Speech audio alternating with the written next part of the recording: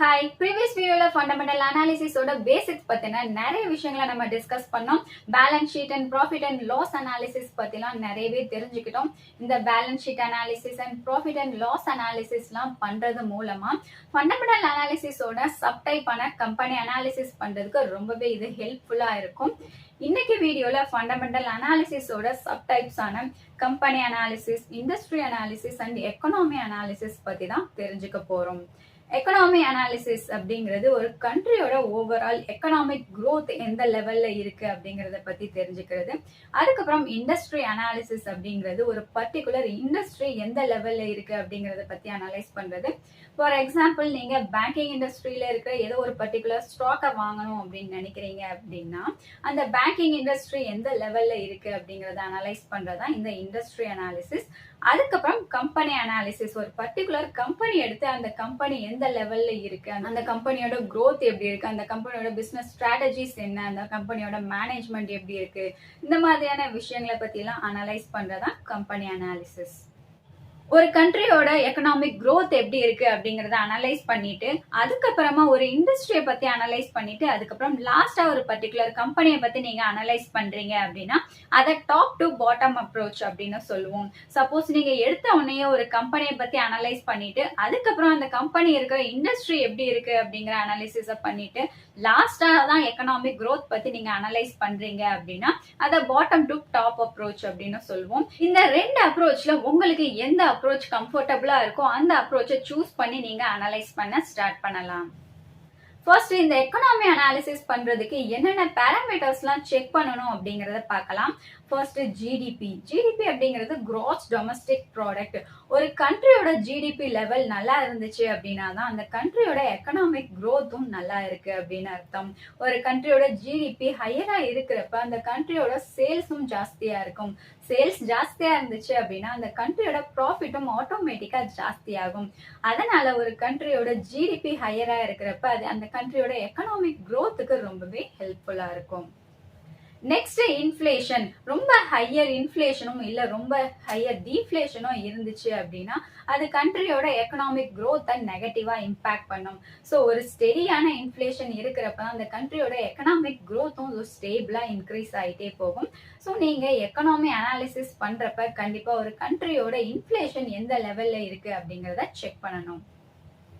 அடுத்து, ஒரு கண்ட்ரியோட forex reserves, அதாவது ஃபாரின் எக்ஸ்சேஞ்ச் ரிசர்வ்ஸ் எந்த லெவல்ல இருக்கு அப்படிங்கறத செக் பண்ணணும். ஃபாரெக்ஸ் ரிசர்வ்ஸ் நல்லா இருந்துச்சு அப்படின்னா தான் அந்த கண்ட்ரியோட எக்கனாமிக் growthம் நல்லா இருக்கு அப்படின்னு அர்த்தம். நம்ம வீட்டுல நம்மளோட எமர்ஜென்சிக்கு தேவைப்படும் அப்படின்னும் இல்லைன்னா ஃபியூச்சருக்கு தேவைப்படும் அப்படின்னும் ஃபண்டை ஒதுக்கி சேவ் பண்ணி வைப்போம்ல, அதே மாதிரியே கண்ட்ரியும் ஒரு பெரிய லெவல்ல ஒரு ஃபண்டை சேவ் பண்ணி வச்சிருப்பாங்க ஃபியூச்சருக்காக தேவைப்படும் அப்படின்னு. அதை தான் அந்த கண்ட்ரியோட ரிசர்வ்ஸ் அப்படின்னு சொல்லுவோம். இந்த ஃபாரெக்ஸ் ரிசர்வ்ஸ் நல்லா இருக்கிறப்ப தான் அந்த கண்ட்ரியோட எக்கனாமியும் நல்லா growth ஆயிட்டு இருக்கு அப்படின்னு அர்த்தம். இந்த ஃபாரெக்ஸ் ரிசர்வ்ஸோட growth வந்துட்டு பேலன்ஸ் ஆஃப் பேமெண்டோட சம்பந்தப்பட்டது. அதாவது ஒரு கண்ட்ரியோட பேலன்ஸ் ஆஃப் பேமெண்ட் நல்லா இருந்துச்சு அப்படின்னா அந்த கண்ட்ரியோட ஃபாரெக்ஸ் ரிசர்வ்ஸும் growth ஆயிட்டு இருக்கு அப்படின்னு அர்த்தம். பேலன்ஸ் ஆஃப் பேமெண்ட்னா என்ன? நம்ம ஒரு கண்ட்ரின்னு இருந்தா எக்ஸ்போர்ட்டும் பண்ணுவோம், இம்போர்ட்டும் பண்ணுவோம்.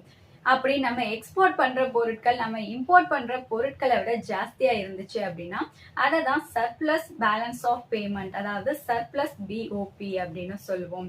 நம்ம இம்போர்ட் பண்ற பொருட்கள் எக்ஸ்போர்ட் பண்ற பொருட்களை விட ஜாஸ்தியா இருந்துச்சு அப்படின்னா அதை டெபிசிட் பிஓபி அப்படின்னு சொல்லுவோம். ஒரு கண்ட்ரியில சர்ப்ளஸ் பிஓபி இருந்துச்சு அப்படின்னா அந்த கண்ட்ரியோட எக்கனாமி வந்துட்டு growth ஆயிட்டு இருக்கு அப்படின்னு அர்த்தம். ஸோ அந்த கண்ட்ரியோட ஃபாரெக்ஸ் ரிசர்வ்ஸும் நல்லா இருக்கும். அடுத்து, இந்த எக்கனாமி அனாலிசிஸ் பண்றதுக்கு நம்ம முக்கியமா செக் பண்ண வேண்டிய ஒரு பேராமீட்டர் அந்த கண்ட்ரியோட மான்சூன் சினாரியோ எப்படி இருக்கு அப்படிங்கிறது தான். இந்தியாவை எடுத்துக்கிட்டோம் அப்படின்னா இப்பயும் மோஸ்ட் ஆஃப் தி இன்கம் வந்துட்டு இந்த அக்ரிகல்ச்சரல் இண்டஸ்ட்ரியில இருந்து தான் வருது. ஸோ ஒரு கண்ட்ரியோட மான்சூன் ஆவரேஜாவோ இல்லை எபோவ் ஆவரேஜாவோ இருந்துச்சு அப்படின்னா அந்த கண்ட்ரியோட எக்கனாமி நல்ல லெவல்ல இருக்கு அப்படின்னு அர்த்தம்.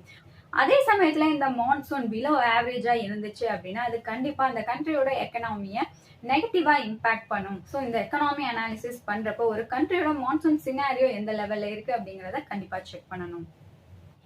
அடுத்து இண்டஸ்ட்ரி அனாலிசிஸ் பண்றதுக்கு என்னென்ன ஃபேக்டர்ஸ் அண்ட் என்னென்ன பேராமீட்டர்ஸ் எல்லாம் செக் பண்ணணும் அப்படிங்கறத பத்தி இப்ப பார்க்கலாம். ஒரு இண்டஸ்ட்ரி அனாலிசிஸ் நம்ம பண்றோம் அப்படின்னா அந்த இண்டஸ்ட்ரியில எவ்வளவு காம்படிஷன் இருக்கு, அந்த இண்டஸ்ட்ரியோட சப்ளை அண்ட் டிமாண்ட் சிச்சுவேஷன் எப்படி இருக்கு, நியூ கம்பெனிஸ்லாம் அந்த இண்டஸ்ட்ரிக்குள்ள எவ்வளவு ஈஸியா நுழைய முடியாதா அப்படிங்கறத பத்தி அனலைஸ் பண்ணணும்.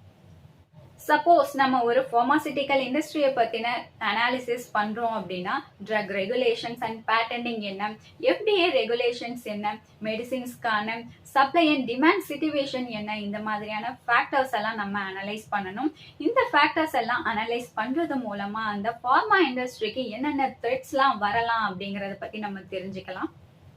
சோ இந்த ஃபேக்டர்ஸ் எல்லாம் செக் பண்றது மூலமா பார்மாசிட்டிக்கல் இண்டஸ்ட்ரியில இப்ப நம்ம இன்வெஸ்ட் பண்ணலாமா வேண்டாமா அப்படிங்கிற ஒரு முடிவுக்கு நம்மளால வர முடியும். சோ இந்த இண்டஸ்ட்ரி அனாலிசிஸ் லார்ஜ் ஸ்கேல் இன்வெஸ்டர்ஸ்க்கும் இன்ஸ்டிடியூஷனல் இன்வெஸ்டர்ஸ்க்கும் அவங்களோட லம்சம் அமௌண்ட்டை இன்வெஸ்ட் பண்றதுக்கு முன்னாடி அனலைஸ் பண்றதுக்கு ரொம்பவே ஹெல்ப்ஃபுல்லா இருக்கும். அது மட்டும் இல்லாம நம்மள மாதிரியான ரீட்டைல் இன்வெஸ்டர்ஸ்க்கும் இந்த இண்டஸ்ட்ரி அனாலிசிஸ் ரொம்பவே ஹெல்ப்ஃபுல்லா இருக்கு. சப்போஸ் நீங்க ஸ்டேட் பேங்க் ஆஃப் இந்தியாவோட ஸ்டாக்ல இன்வெஸ்ட் பண்ணணும் அப்படின்னு நினைக்கிறீங்கன்னா அந்த பேங்கிங் இண்டஸ்ட்ரி பத்தின அனாலிசிஸ நீங்க பண்ணணும். அப்படி நீங்க அந்த பேங்கிங் இண்டஸ்ட்ரி பத்தின அனாலிசிஸ பண்றது மூலமா ப்ரீவியஸ் பாஸ்ட் இயர்ஸா அந்த இண்டஸ்ட்ரி எப்படி பெர்ஃபார்ம் பண்ணிட்டு இருக்கு, ஃபியூச்சர்ல அந்த இண்டஸ்ட்ரி எப்படி பெர்ஃபார்ம் பண்ணும் அப்படிங்கிற மாதிரியான நிறைய ஃபேக்டர்ஸ் தெரிஞ்சுக்க முடியும். அது மூலமா அந்த இண்டஸ்ட்ரியில இருக்க ரிஸ்க் என்ன, அந்த இண்டஸ்ட்ரியோட ரிஸ்க் லெவல் நம்மளோட ரிஸ்க் லெவலோட அலைன் ஆகி போகுமா இல்லையா அப்படிங்கிற முடிவுக்கு நம்மளால வர முடியும். இந்த இன்ஃபர்மேஷன் உங்களுக்கு யூஸ்ஃபுல்லா இருந்திருக்கும்னு நினைக்கிறேன். இதே மாதிரி இன்னும் நிறைய இன்ஃபர்மேஷனை தெரிஞ்சுக்க நம்ம சேனலை மறக்காம சப்ஸ்கிரைப் பண்ணிக்கோங்க.